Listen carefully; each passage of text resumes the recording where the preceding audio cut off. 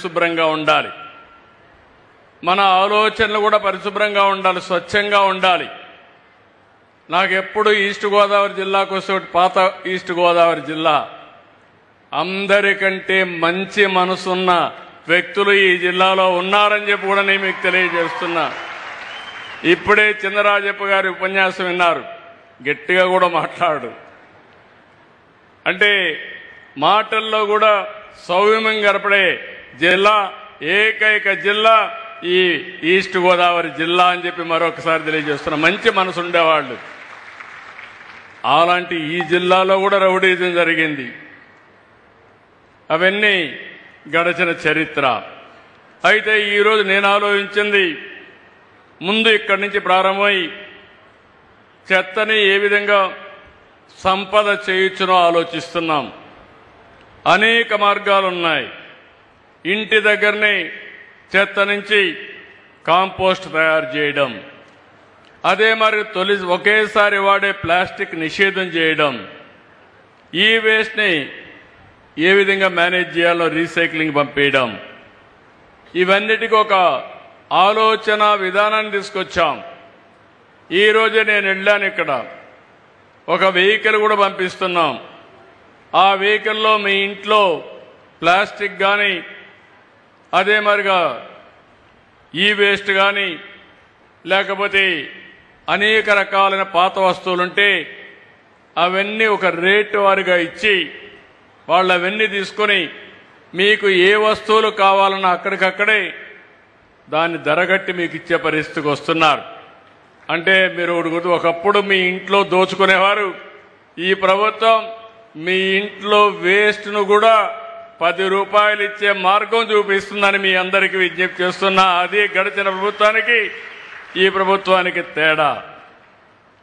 ఈరోజు పెద్దాపురంలో తొందరలోనే మన మిత్రులు చెప్పారు, 15 మెగావాట్ల సామర్థ్యంతో 330 కోట్లతో వేస్ట్ ఎనర్జీ ఈ జిల్లాలో ఉండే అన్ని మున్సిపాలిటీలు వచ్చి చెత్తంతా తీసుకొచ్చి అందులో నుంచి కరెంటు ఉత్పత్తి చేయబోతున్నాం.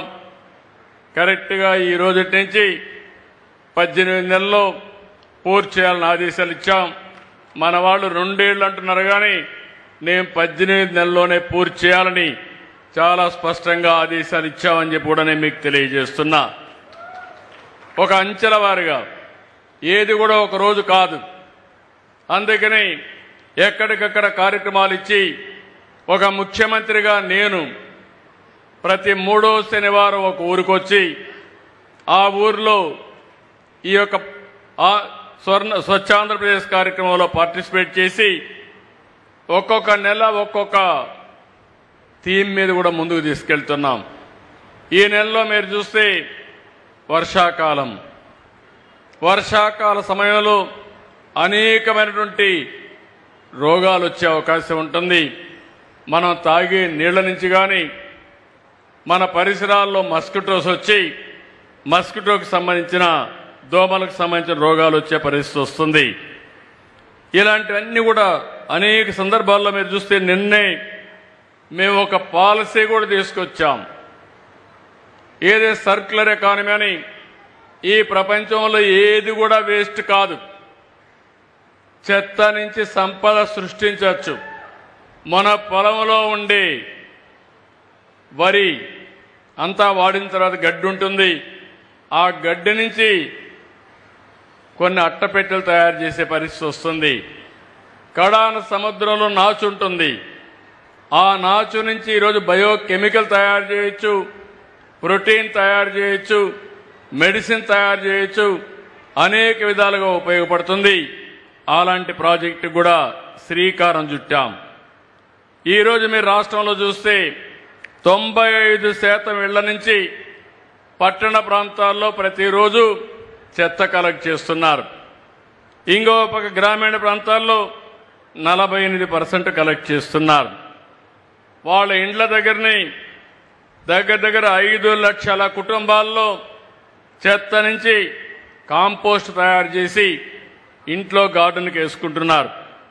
ఇంకో పక్క 10,65,000 మంది కిచెన్ గార్డెన్లు, టెర్రస్ గార్డెన్తో అందరికీ ఒక ఆదర్శంగా మిగిలే పరిస్థితికి వచ్చారు.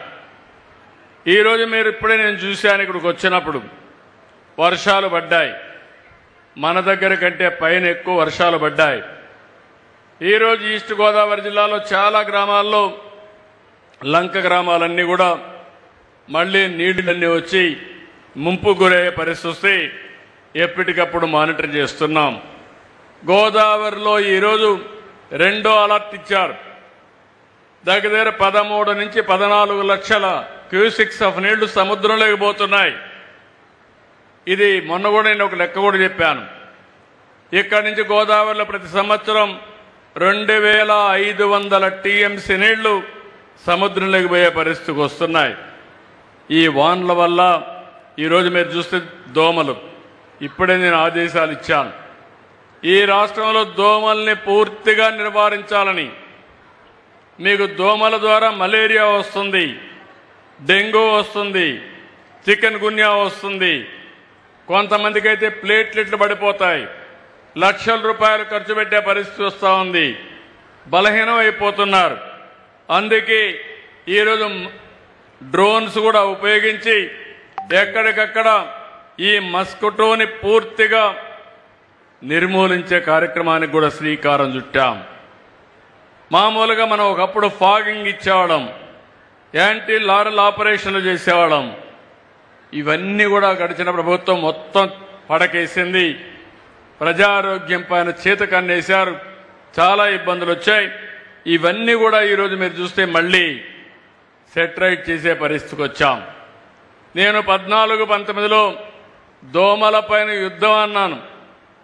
యుద్ధం అంటే నన్ను ఎగతాళి చేశారు. అంటే ఇప్పుడు కాదు, నేను ముఖ్యమంత్రి అయినప్పటి నుంచి మొదటి నుంచి మీరు చూస్తే ప్రభుత్వం యొక్క అసమర్థత వల్ల, ప్రభుత్వాల అసమర్థత వల్ల అంటువ్యాధులు వస్తున్నాయి. నీళ్లు సరిగా ఇవ్వకపోతే ఆ నీళ్లలో మురికి నీళ్లు కలిసిపోయి ఓసారి బోర్లో వచ్చే నీళ్లన్నీ కూడా కంటామినేషన్ అయిపోయి అనేక అంటువ్యాధులు వస్తున్నాయి. జీఈ కానీ ఇలాంటి రోగాలు వచ్చే పరిస్థితి వస్తుంది. దోమల వల్ల నేను ఇప్పుడే చెప్పాను ఎలాంటి ఖర్చులు ఏమైనా సమస్యలు వస్తాయని. నేను ఈరోజు స్వర్ణాంధ్రప్రదేశ్లో ఒక మాట చెప్పాను, అన్నింటికంటే ఆరోగ్యం ముఖ్యం. ఆరోగ్యం ఉన్నప్పుడు మీకు ఇబ్బందులు కనపడవు, అనారోగ్యం వచ్చినప్పుడే ఇబ్బందులు కనపడొస్తాయి. ఒక క్యాన్సర్ వస్తే ఆ కుటుంబం చితికిపోతుంది. ఒక అనారోగ్య సమస్య వస్తే మీరు కాదు బాధపడేది, మీ ఇంట్లో అందరూ బాధపడతారు. మిమ్మల్ని హాస్పిటల్ తీసుకెళ్ళాలి, మళ్ళీ తీసుకురావాలి. ఓసారి క్యాన్సర్ లాంటి వ్యాధులు వస్తే లక్షల రూపాయలు కొన్ని ఇటీవల కాలంలో చూస్తా ఉంటే నాకే ఆశ్చర్యం వేస్తుంది. ఒక్కొక్క వ్యాక్సిన్ 20 కోట్లు 30 కోట్లు. మనిషిని బ్రతికించుకోవాలి, 30 కోట్లు కావాలి. పేదవాళ్లకు దిక్కు లేదు. అలాంటి సందర్భాలు వస్తున్నాయంటే మన ఆరోగ్యం పైన దృష్టి పెట్టవలసిన బాధ్యత మీ అందరిపైన ఉంది. అందుకే ఈ ప్రభుత్వం చాలా స్పష్టంగా ఉన్నాం. పేదవాడి ఆరోగ్యం కోసం ఏం చేయాలనో చేస్తాం.